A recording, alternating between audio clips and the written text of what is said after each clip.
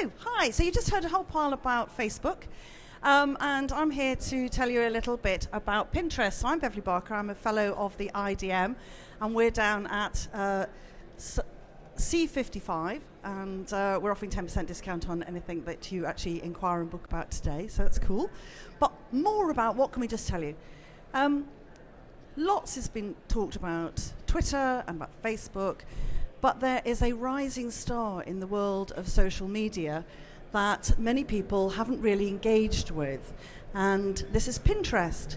And Pinterest is looks like a barking mad pinboard when you first see it. You think, well, what on earth can I do there? That must just be for people who want to do recipes, who want to know how to make jam. And certainly I first got involved with it on exactly that basis. And then I started moving on to how can I grow my own, how can I become my own little home garden farmer, which apparently is a rising trend. How can I actually make the jam? I do make pumpkin and vanilla jam, very nice it is too. And started to develop more of an interest in it and have seen as it's grown, lots more businesses getting involved. And there's a reason for that. So, yes, it is about passion points, but social media should be about that. Social media is not about interruptive, it's about building engagement, and it's about talking to people in their conversations. We all know that horror of being on something like Facebook and being barged at by somebody that we had the misfortune to say we liked.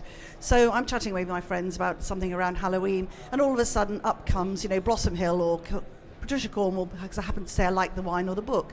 And in the end you go, get out. Because in a cocktail party, which I always think social media is a bit like, people need to use social skills. You need to listen to what people are talking about, and you need to sort of, like you would at a cocktail party, you see two people talking, and you sort of, hover. I know you anyway, but I'm going to hover. And I hear you talking about babies, and I go, oh, I've got one of them too. And so all of a sudden I'm in the conversation. I haven't come along and said, hey, stop what you're talking about, I'm going to tell you about me. Well, I might, but anyway. So what you need to do... So what you need to do is think about the conversation. And the conversation on Pinterest is about brands and products. I mean, how cool is that? That is much easier to get into than getting into a conversation that is about babies and families and photos and school and education.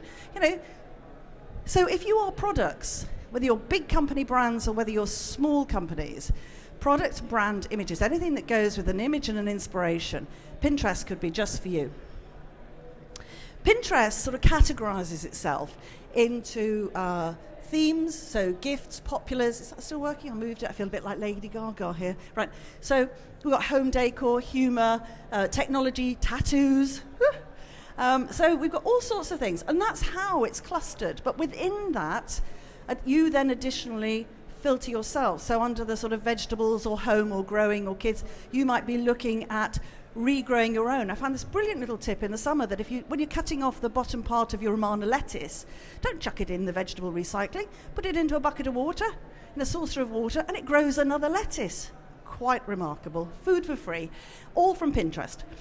So here we are, we've got different themes coming through, and one of the really bad practice things in Pinterest is to interrupt. So you don't go on here and put your ASOS clothes. You don't go on here and put your jam making. If you're on here, you're talking about the football and talking about that theme. That's what you do. So you find the hobbyist, you find the passion groups. The other thing, it's very on trend because we are getting very much more into nano chatting. We're still like the big in-depth read from a newspaper at the weekend. But if you think about how Vine is taking us through wonderful 6-second communication and how GIFs are getting even more popular for short imaging, we are taking an image in very quickly. I mean, this brain works so fast. And maybe now communication planners are starting to realize that you actually don't need to be around saying it for very long. So the Vine is a 6-second. This is picture, offer, caption, hyperlink, done. But so long as I make that engaging and I'm in the right place with people who are thinking about that theme, I'm not going out and trying to push that at people. They're already interested. So I have to think about how I'm going to be interesting. If I'm Marmite, I've got to think about Marmite products. I've got to think about how Marmite can be put in recipes. And that takes me into different areas and different people's passion points. And I slip into that conversation in an appropriate way. And it's quite addictive. You might say, I'll just go pinning for 5 minutes and have a look what people have got. And all of a sudden you're there, gone for hours, going, oh, that's interesting. because it is completely natural to say, oh, I want to know more about that, and you go to the website. It's just brilliant. Straight out from that pin to a website, then you're on the website looking around, and now I've bought it. So it's very good at leading referrals. In fact, due to the growth of Pinterest, which is now sitting at about 50 million people are registered into Pinterest, it's not the hugest compared to Facebook, but it's very active. And you can see that it's grown 19% in the last quarter. This is a very much a burgeoning, growing social media. Traffic scores like this are sort of taken by Share This, which are the people who actually do the underlying support for the little Facebook, Twitter, Digit, or Pinterest icons that people put onto their websites that then share it up to those social media channels. So this is based upon data collected across 120 different social media sites from about 2 million different websites feeding into about 120 different social media platforms. And you can see that Pinterest is doing incredibly well. And in that doing well, it is growing incredibly fast. So here we have this very fast growth. And it is now the second biggest referrer of traffic to websites. So it may only have a base of 50,000, or 50,000, that's far, 50 million, sorry. But it is the second biggest referring business. And if you're a business, that's what you want. This is products and brands being successfully selling their product by taking Pinterest. Not only is it the second biggest in referring business now, it is also the largest in terms of value spend from those people who are referred from it. So a Pinterest lead coming in, and this is Q1 2013, all right? And this is $80 versus a Facebook 71, Twitter 70, and stumbled upon around about the 50. These are active product buyers. That's very female biased. It's 87% female.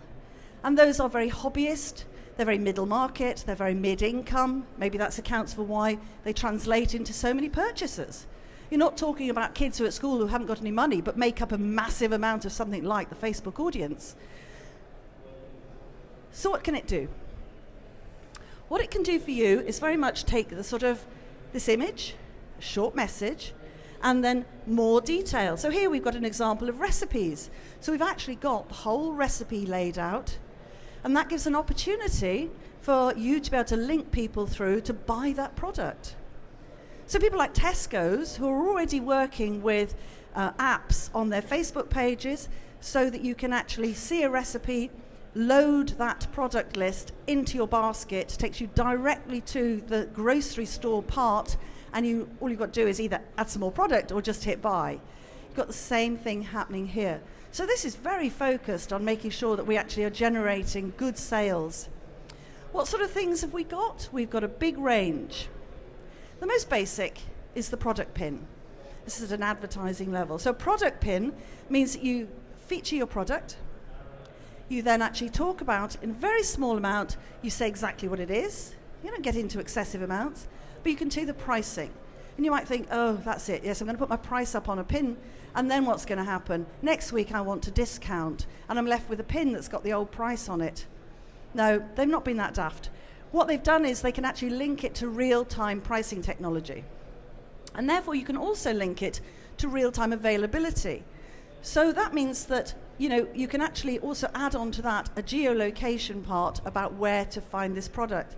So this is really helping drive the sale. This is not just brand images and then having to go and look for it. You're giving all the key data here to people who are actively looking at product buying. So the other thing you can do as a pinner is that you can actually set alerts. So if I like a product, but I think it's too expensive, and I really hope that one day they might do a 10% discount, I can actually set an alert to be sent to me if they do that discount. So I've got a sort of an involvement in a very integrated way. So if you're using sales promotions, but it's a sales promotion that I really want because I actually asked for the availability of it. So highly active involvement. Lots of people have also sort of regularly writing blogs to help promote their products and their services. Pinterest have thought about that too. So on that level, what they have is article pinning, which is very much like using the RSS feed, the headline, the same as the newspapers and magazines would do to get into that digital space. And so what we've got is the headline and then, the first top paragraph, that intriguing pull-in of the paragraph coming up there, and naturally the hyperlink out to the main website or to the blog site. And this is just, you can see how everything going on here is driving traffic. So although you may be getting lost in the lovely pin experience, you can see when you look at this why it's achieving those great referral figures. The other thing, as I said before, it's doing recipe pinning. It's really found a heartland in this and has been sort of one of their active areas for constantly sort of developing it and seeing what else might be added to it. And like I said, this shopping basketing is the newest addition to it. But there's a very large base across pinners of sharing products, which of course does mean there's always an opportunity for a bit of a laugh, because there's these beautiful products, beautiful toffee-coated apples and lots of other things came up for Halloween. And there is a site that's all dedicated to didn't quite work pinners.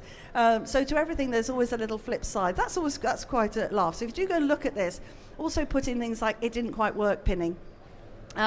Where people have made disasters of these things. The film and entertainment business is really getting into here. They see the audience. They're not going to put every film up there. They understand it's very female biased. They can look at locations. It's not in every country across the world. They're sort of entered across Latin America and obviously the US and here and most of Europe. And so they're taking films and film reviews, taking that top line buzz the same way as you would do from the blog for the article base. And only last week they introduced mapping. So they're constantly innovating. They're sort of thinking, what does somebody want? And introducing mapping was very important because it means that you're now actually being able to look at geolocating. And geolocating's fantastic for this because 55% of their traffic comes from mobile. They have 38% of that base of the 50 million who are mobile only. So up to the 55 are people who are mobile and do PC, but 38% mobile only. And also from statistics from the Share This background APIs, they also know that it is the largest referrer from any social media from iPads. So 48% of all referrals made from a social media site by somebody from an iPad comes from a Pinterest site. So it is first on the iPad. So if you start thinking about audiences, I'm not one for big generalizations. This is about thinking about the audience. It's about thinking how the interest factor, perhaps going back to how you would have thought about whether it's Good Housekeeping, Bella, or different magazines. What would you have done? This is an opportunity to find passion, lifestyle-oriented, predominantly female audience who are actively looking at image-based products. They're sharing, they're helping, they're recommending, they're showing off. I mean, things like Nike Women, they've got a very big campaign. It's not just on here. It's totally integrated. They haven't siloed the channel, but there must be every colour of training shoe that's ever been invented has been pinned either by them or by somebody else. And they're all going, ooh, love that, look at mine are pink, mine are yellow, mine are blue, mine are autographed. And you think, you could never do that yourself on a TV campaign. It'd be huge, long. You couldn't do it on posters. You'd have too many images. You wouldn't really want to do it on Facebook because you'd be in somebody's status all the time. But here, it just happens. And I didn't know there were so many coloured trainers. And so what you're doing is you're just, there's an audience who is happy to receive that very product-specific information. It's like a glorified, huge product catalogue, but with people who are passionate about every single thing that they're looking at. So this is a really good thing. ASOS, always first in getting into anywhere. They're really good at experimenting with any technology that comes along. So they're right in there with a branded page. It's only growing, so they've got sort of around about 50,000 followers. They've done 2,000 pins so far. It's linked to the different products. And what they've done is underneath their brand, they've set up individual boards. They've thought about this principle that you don't pin to an inappropriate board. And so what they've got is they've got the 13 club kids, they've got the 13 girls world. They've got different boards. So it means that if you're interested in that style, you can follow it. You're not getting the whole of the ASOS catalogue, you've got just the bit that you're interested in. So they are following the etiquette, you might say, of the actual channel. And the other thing they've introduced, because obviously to pin, you need to be present, you need to be getting followers to get to the top of a pin board in a way. If you think about maybe I won't be seen if I'm below the fold, to be at the top of that pin you need recency. So you need somebody sort of saying, oh, what can we pin today? What can I repin tomorrow?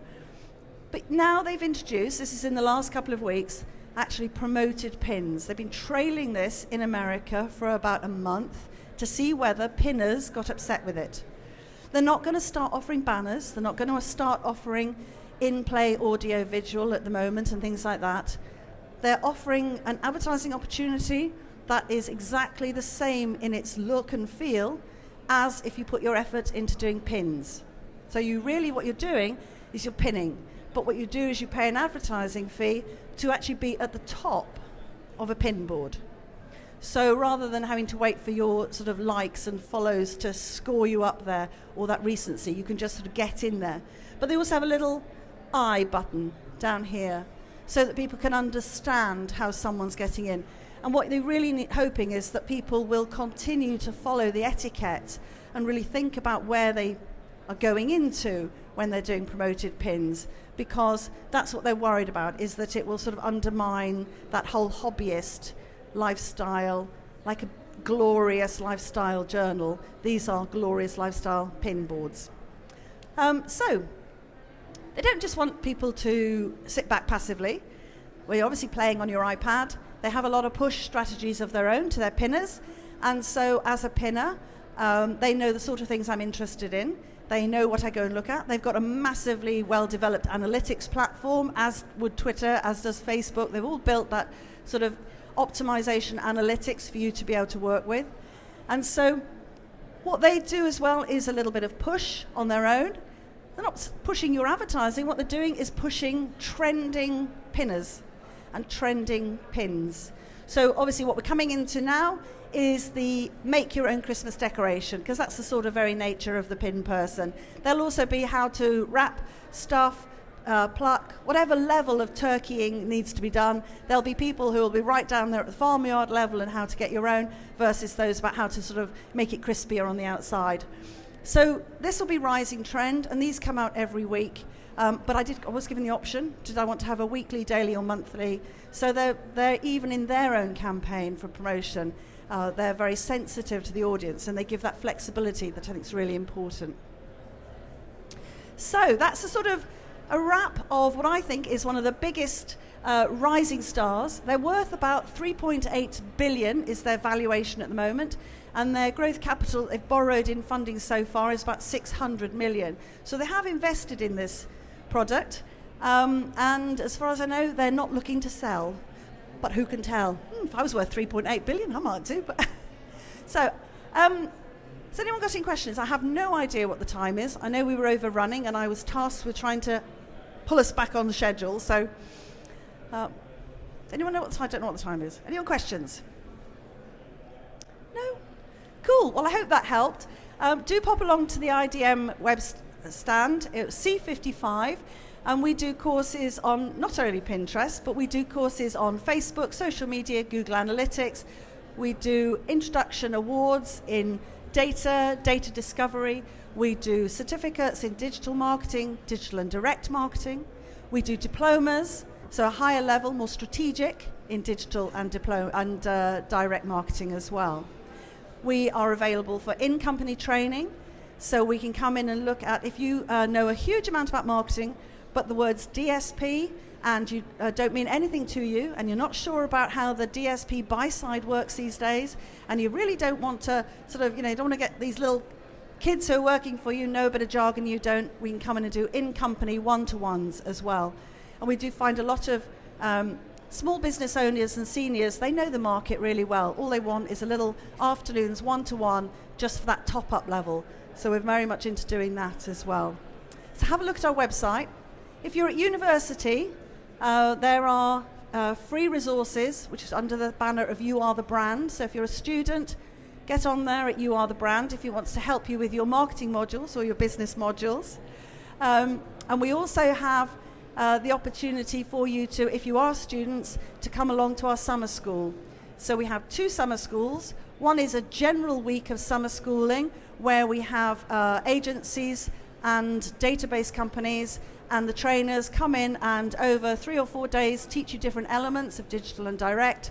And on the last day, you have a brilliant networking lunch and with people from the business. We do, you have to apply. We do an assessment center at Easter, so that's great practice. And then we take 40 people onto the summer school. And generally about 15 to 20 of them get a job directly out of that week, which is just fantastic at this time of year.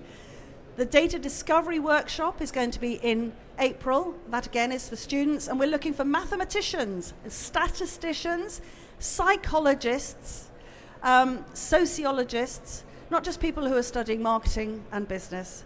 So the world of marketing is moving into a massive need for people who can interpret data, huge rafts of data being delivered at the moment.